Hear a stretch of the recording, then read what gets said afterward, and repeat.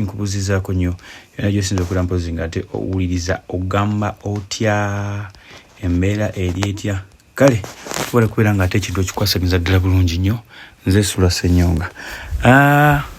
Mbadde ndaba videos is trainings over the weekend. One of the videos is training nze kubaddeko mpozi ate ey'omukyala Rebecca Kadaga. Mama Rebecca Kadaga nga mpozi agezaako okulaga obutali bumativu eri omukyala Speaker Anita Among Triple A. Yena amuyita ow'ekizigo. Ebigambo bibiri byakozesa eyeyerusa none yakwata mu kizigo. Bibigambo byasinga okubeera mpozi nga ate akozesa. N'olw'ensonga eyo bano nekibalwanyisa balwanira kubeera nga omu yatwala ekifo ky'obukulembeze bwa NRM mu Eastern. Oba ntegeera mu Eastern. Then abantu bano omukyala ekifo ky'abakyala kibakaanira naye kati Among ye takkiriza nti Kadaga amusinga. Ate kasitulako mu ntebe Kadaga gyali atuddemukko alabira ddala nga buli kimu kikola kisoboka. Wano nno yamulumbye naye oli amala omulumba nti ono yakwata mu kizigo simanya biki lelele. Katonda amugamba naye lwaki temuyina mpisa? Mwabandibadde bawerukaminga mulamu? Mwabandibadde bawerukaminga mulamu? Ate kakati muddako mu kubeera nga muvuma buvumi. Wano nno yagambidde nti tagenda kubeera mpozi nga ate buli awo ayanukula Rebecca Kadaga nti amuddamu oba akola atya waapi. Tagenda muddamu because yagamba bamukuza na mpisa awa abakulu b'ekitiibwa oba awa abantu abakulu ekitiibwa. Awa abantu abakulu ekitiibwa. Kinajjukira abantu bonna buli Kadaga yalina omuntu we. Buli Kadaga yalina omuntu we nti nga bogamba nti kati no kikosi kyange bano bakansala ba MP baani bifo bibiri byokka Kadaga bibamuwangula. Ebisigadde byonna yabiwangula. Kati bonna baali beyawula mu tiimu mu Busoga eyo Eastern yonna nga beyawulamu. Bonna waliwo tiimu tibayita tiimu mugole no tiimu mulamu ne wabeerawo ne tiimu Mama Kadaga. Oba nfuna ne tiimu Mama Kadaga. Kati tiimu Mama Kadaga newangule wasinga. Kati naye ebyo byali byakubeera nga bogamba primaries NRM flag bearers ne kati tebannalonda mukulembeze abakyala kiwa ky'abakyala mu NRM okuva mu side ye ya East oba mu Busoga side. Kuba East egenderera paka Teso dawa yonna. Naye okusinga olutalo lubadde nnyo mu Busoga. Simanyi lwaki. Olutalo lubadde nnyo mu Busoga era embeera yonna tewumya nakabulu. But anyway, abantu bano sijja gamba nti mululu oba ki. Kati ndowooza olwo kati ebintu bagenda bakola nga biswaza buswaza. Oba nfuna nga biswaza buswaza. Weewuunye ku bombi kiki kiba kyawaalirira ennyo? Ku bombi kiki kiba kyawaalirira ennyo? Among alina buli kimu. Kadaga alina buli kimu. Wabula kye nja okugamba nti Among ne bw'anaakola atya tagenda kuwiininga mitima gy'Abasoga oba naawali awo n'abantu abamu abalinaanye Busoga and around. Eastern yonna Kadaga badde yagikola ki? Yagikonkalinga mu mbeera yonna. Therefore ekibayombya just one kasiti kati. Naye wayi bagamba nti kifo kibeera kinene nnyo ekyo n'okusinga omubaka wa Parliament oba aliwa naye bw'obanga gw'obadde nga gwe Speaker waliwo ekifo kyoleka ne kigenda. Waliwo ekifo kyoleka ne kigenda. waliwo ekifo kyoleka ne kigenda n'ogamba kino kankite. Bagala kutegeeza nti abaana batandise okuwummula, tho waliwo amasomero agamu gesitegedde, agamu gawummula ate abalala leero yebadde nga viddi yaabwe. Kati nesitegeera mbise seta hayi nga ndaba bali ku zividdi ne neebuuza kibadde bakita batya, babadde bavisitinga ba candidate classes oba abaana baffe bakedde okuwummula oba bati ndaba time yeeyo newe time yeeyo, kubanga bano bawummudde leero baddamu nga 8 September. Baddamu nga 8 September, at least mwana abawummuddemu ekimala. Twakubiriza abaana baba mutandise okuwummula bwe mudde waka temutambula nnyo wala bazadde bamwe gye batamanyi. Ensi si nnyangu, ensi si nnungi, buli kimu tekitambula bulungi. Oba ontegedde oba ontegedde mawuli tukyagakuwa bulungi nnyo nga gatambudde otegedde. Kakati nabagambako the 9 generals abagenda okuwummula, mwe muli Erweru, Katumba Wamala n'abalala. Ennaku zino Erweru atrendinga nnyo ku social media, olwa physicals zaakola, kola obwaddiikuula okwo, okuzinaazina, kola kutya n'ebirala. Naye bwe ndaba Erweru ali mu kwekangabiriza,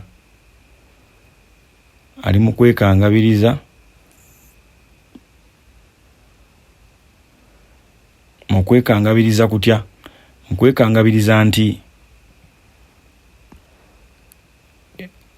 amaze emyaka 39 mu gundi mu magye.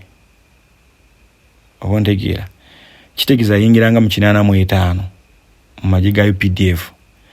Naye ebintu ebimu ebyobuzira ebimujjukirwako kwe kulumba olubiri lw'omusinga wa Rwenzururu. Kati olubiri olwo bwe balulumba yatta abantu bangi, ne mu bigambo bye yagambye byonna ebyankolebwa byonna bye nakola ne bye nabikolako byali bibagwanidde.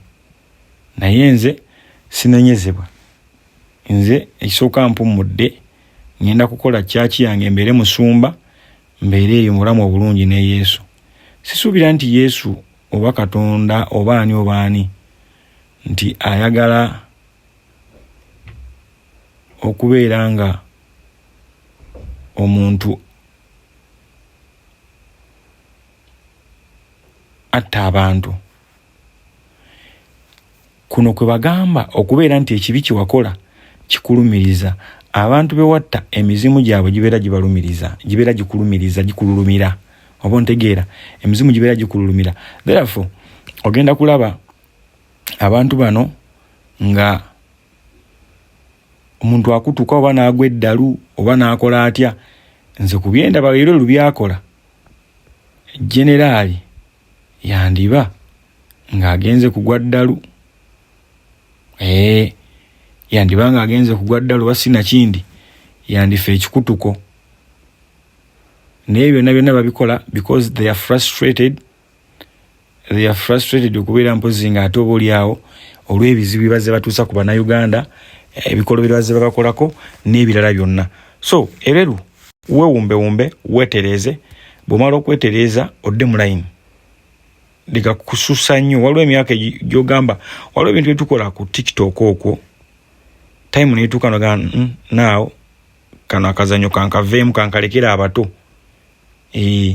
Bw'obanga ogamba nti obadde oyagala kubeera kati musumba walokose n'ebirala byonna, you would have gone straight mu kubuulira njiri n'ebyokuddaawo. Simanyi owoominge, simanyi okola otya wapi.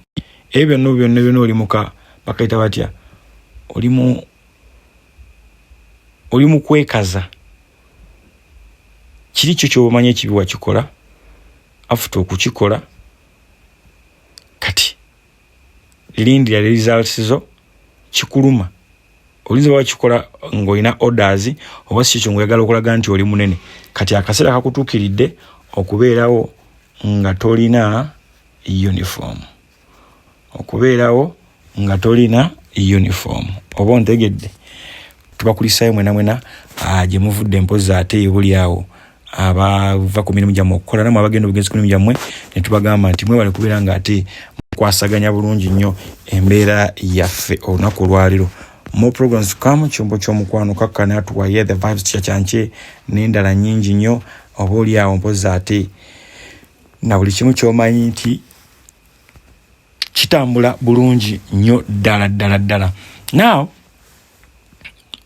waliwo omuvubuka bambi yakafa munakibiina kya PFF bamuyise Adios Denmark by no Mugisha ono wa Kazindura village. Kazindura village mugimanyi bulungi nnyo mu Rukunjiri district. Kakati ono yafa munfa etategerekeka n'ekigambibwa gwavuganya naye weenaalemu yamutuukirako n'amugamba muvubuka oyagala kufa ng'okyali muto oba nganga gwe ng'ofudde okyali muto oba ontegeera ng'ofudde okyali muto. Naye byonna yabyogera nga bali mugambuga nti morale omuntu akubisiza epande yakoze atya ne beesanga. Now tewayitawo bbanga ddene nnyo omulenzi bambi n'afa.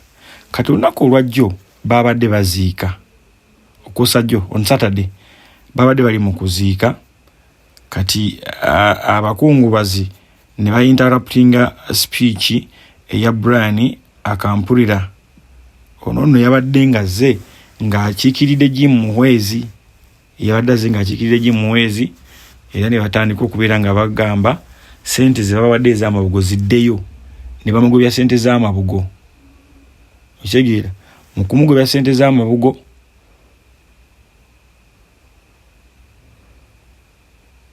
ne batandika okuyimba ennyimba ezigamba nti Free Dr. Besigye oba ontegeera. Kati awo ne tugamba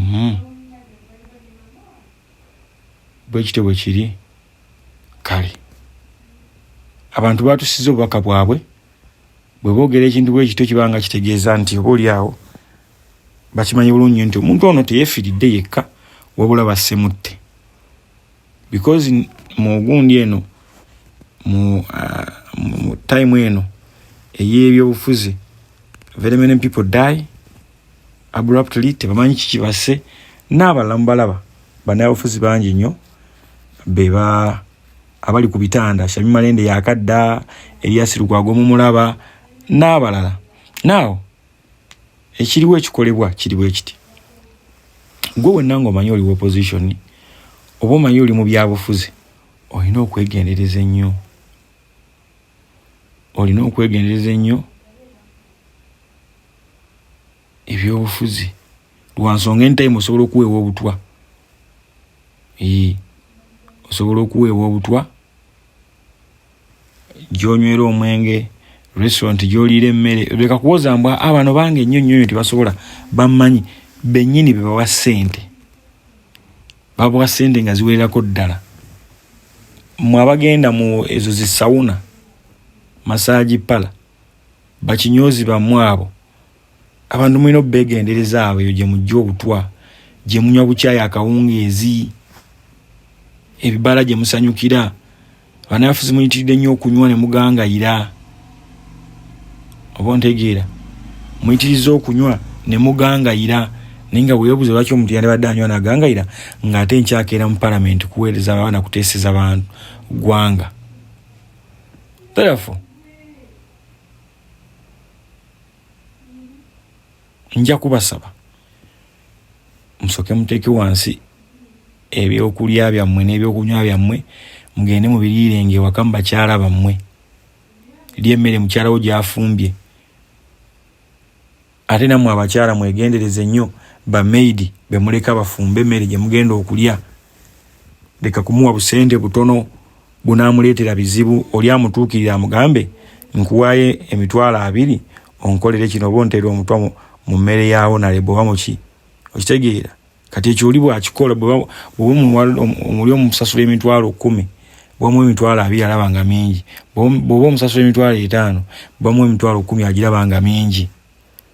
Oba ontegedde kiri kitya embeera eri etya, obulamu obusanze otya. Tubaayo eno nga tukutusako mawulire gokka na ndongo oba ontegedde.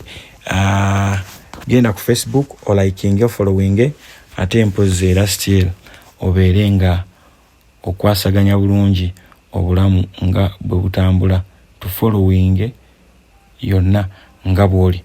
Waliwo ka video still aka training aka Balamu agamba nti to be honest akalulu ak'okulonda okwaggwa 2021 Mwai Museveni yalagajjalira nnyo okulonda kwe.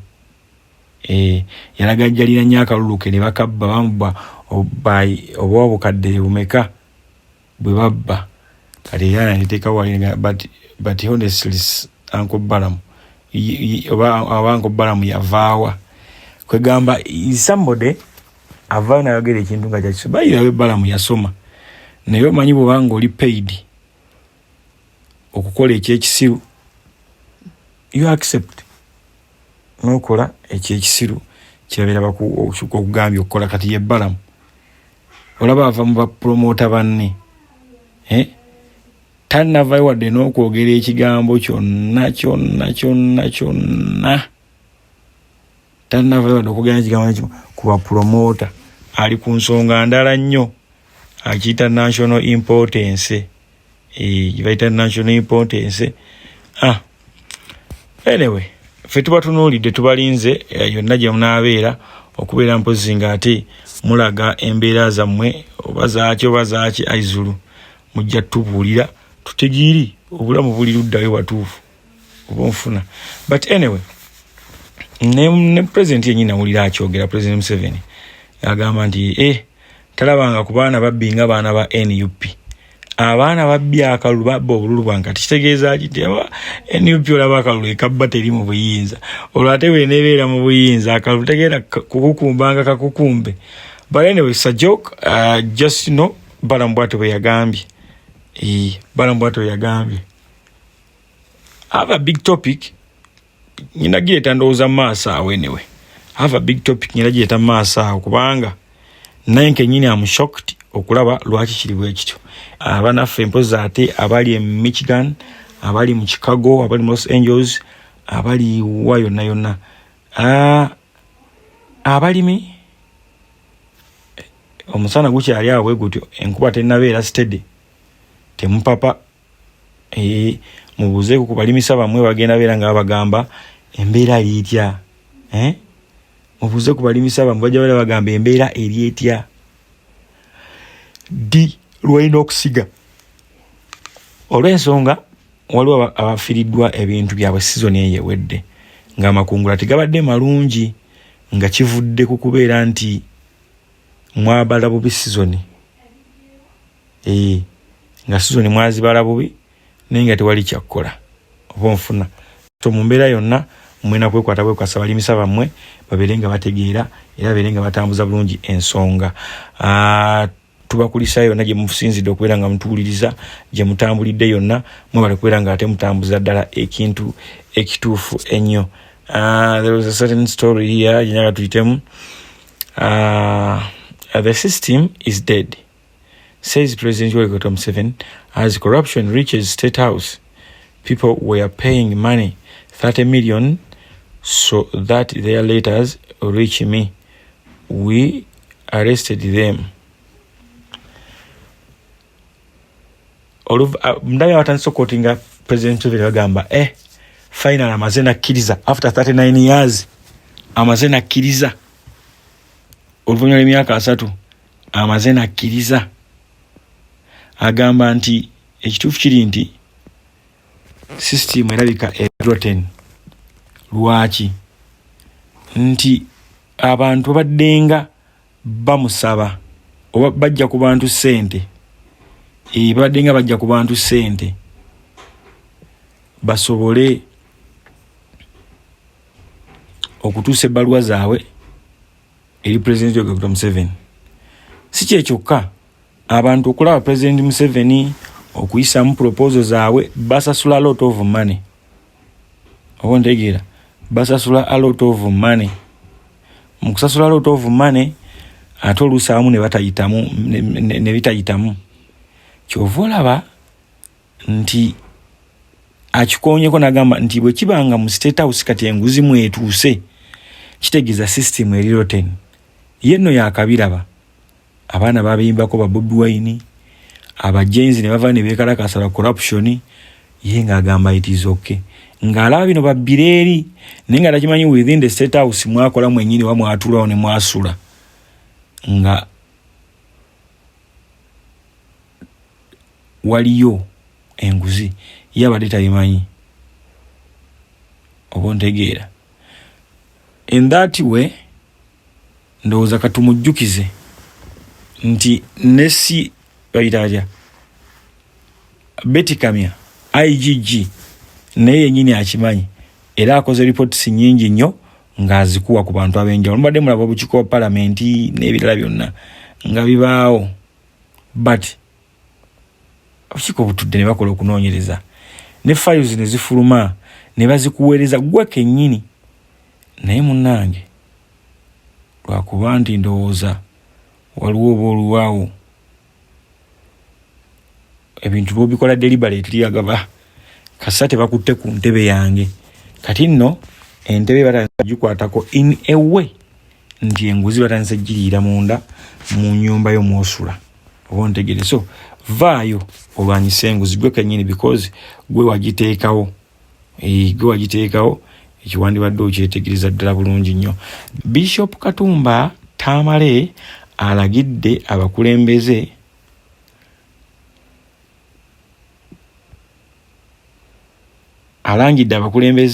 ayagala basigale mu masinzizo wadde nga akalulu kawedde. Omanyi obudde buno abantu bali nnyo mu masinzizo like mizikiti, churches, bali eyo nnyo nga kibanoonya kalulu, banoonya kalulu. Kati akalulu ako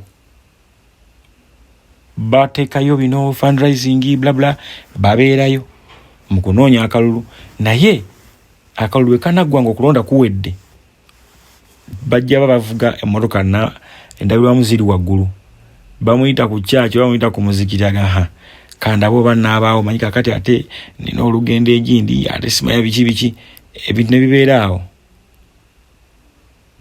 oba ontegeera. So tubakubiriza omusumba kyayogedde kituufu musigale mizikiti musigale masinzizo yonna gye musinziza mugende eyo mwe abantu abo mubenga. Abantu abo baguma nnyo bw'abeera ng'amanyi nti MP wange asabira wali mu kyaki ya wali oba oluusi ntufuna obudde n'entulako naye ku ntebe y'emu nga tugenze okulaba ku Katonda n'okumubuuzaako awo naye addamu amaanyi oba ontegeera.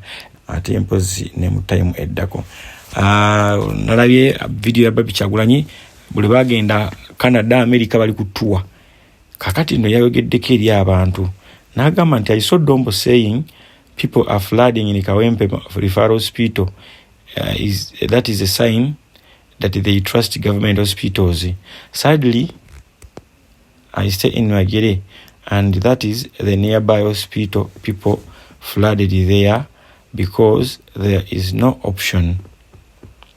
Awantegedde nti agamba yalaba Dombo ng'agamba nti abantu kati besiganya amalwaliro ga gavumenti ye bwatundye eddwaliro Kawempe referral hospital abantu bajjuddemu omwo ontegeera abantu bajjuddemu omwo kitegeeza bageesiga amalwaliro ago. N'amala n'amugamba nti ekituufu kiri nti nze nsula kumpi oba oli awo n'eddwaliro eyo naye kijjuza ekireeta omujjuzo mu ddwaliro eyo nti eddwaliro eriyo okumpi ate lyoba ogamba nti oba oli awo erina ku bujjanjabi bwa layisimuko okitegeera. So mu mbeera yonna waliwo ebijja okuggumirwa tugambe nti ebyo ebito bwe biri byayiseeko dda. Broken roads, broken Mulago, broken trust, 39 years wasted. All signs of pointing to funds crisis, but the government is raising salaries. Ebya muwandiisi Kazibuuku agamba nti bannaye enguudo mboofu, mulago ddwaliro liboofu, obwesigwa bwabavaamu dda. Kitegeeza emyaka 39 ejja NRM oba NRA kwali kubeera nga obuli awo giri wasted. Bamaze budde. Oba ntegedde? Bamaze budde.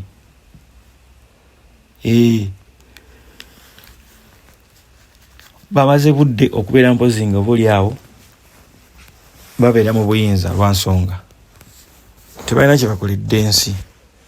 Ofuna agigenze gite gy'olwaleero kulika ku mulimu gwo nawe agenda ogensambyako ogende. Waliwo Omumerika afiiridde mu ddwaliro mu police y'Entebbe, police station y'Entebbe bakyakola kunoonyereza. Omuntu ono nno mu Amerika naye ng'ate obuli awo munnansi owa Burundi. Munnansi wa Burundi naye ng'ate mpozi alina dual citizenship mu Amerika ate nga Murundi. Ono yafudde tebannamanya afudde atya. Tebannamanya yafudde atya. Tebannamanya yafudde atya, but poliisi ekyali mu kunoonyereza. After kunoonyereza obuli awo bajja batubuulira kiki bazudde. Postmortem egamba kiki ekyamusse. Njagala ku advise, if you don't want to find such problems and issues, omuntu bw'abanga mumukutte ku musango gwonna, there are some minor cases nga tezeetaaga kusuza muntu mu kaduukulu. Olaba ne giri emisango bino baali bagamba sooka okola okunoonyereza whereby okwata omuntu nga talina kuweza oba kuspendinga 48 hours. Kitegeeza z'ennaku nga 2. Bw'obanga olaba by'omunoonyerezaako tebiriiwo mutadde ewaka, bati mukwata omuntu abeewaabwe tebamanyi, tebamanyi wagyali, mune mumukwata ne mumudetaininga olunaku 2 wiiki mwezi. Lwaki omuntu taafe? Lwaki omuntu taafe? So abantu bano emisango ngo bigiranga mitonotono mubejjeeko. Then bali abala omusindika mango mu kooti ne bamusindika mu prison. Gwekyo nobeera nga okyejjeeko. Nobeera nga okyejjeeko. Njeru Farm Minister Rwamirama reports General Otafire to General Yoweri. The State Minister for Animal Husbandry, Lieutenant Colonel Bright Rwamirama, has petitioned President Museveni to intervene and save Njeru stock farm in Buyikwe district from destruction by Internal Affairs Minister Major General Kayindo Otafire. Agamba ndi bannaye ke kaseera ensonga zino President Museveni aziyingiremu. Rwamirama General Otafire alinga ayagala okutwala faamu ya gavumenti, alinga ayagala okweza faamu ya gavumenti na buli kimu. Anyway, simanyi lwaki these issues police badde esobola okuzimala ne babitwala like mu kooti ne biggwa. Nebyo nneero labanga you have to appeal to the president of the country, Yoweri Kaguta Museveni. Byonna kitegeeza bigwera mu State House, bigwera mu motoka ya President Museveni. Amagundi amalala gakola ddi. Sigenda kwera nga nsukawa neno mbere bulungi mweraba.